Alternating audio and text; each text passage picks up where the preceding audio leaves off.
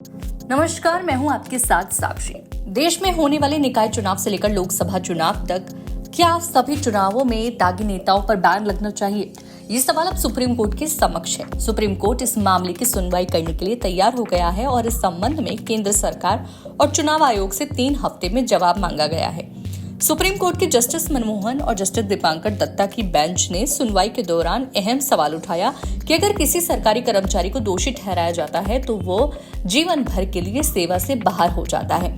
फिर दोषी व्यक्ति संसद में कैसे लौट सकता है?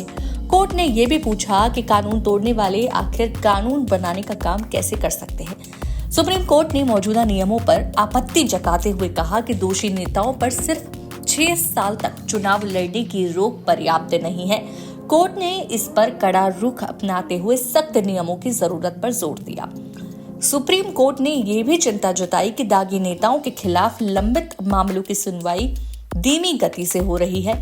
जस्टिस मनमोहन ने कहा कि उन्होंने देखा है कि एमपी एमएलए कोर्ट में सिर्फ 1 या 2 मामले की सुनवाई के लिए जाते हैं और फिर जज 11 बजे बैठकर अपने चैम्बर में चले जाते हैं।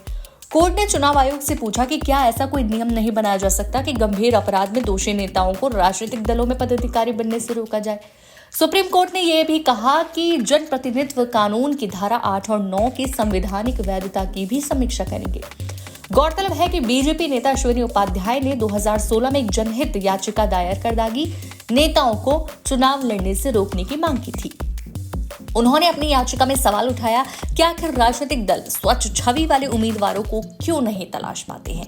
अश्विनी उपाध्याय की याचिका में यह भी कहा गया कि राजनीतिक दल अक्सर ये तर्क देते हैं कि उनका आरोपी नेता सामाजिक कार्यकर्ता है और उसके खिलाफ झूठे मामले दर्ज हैं।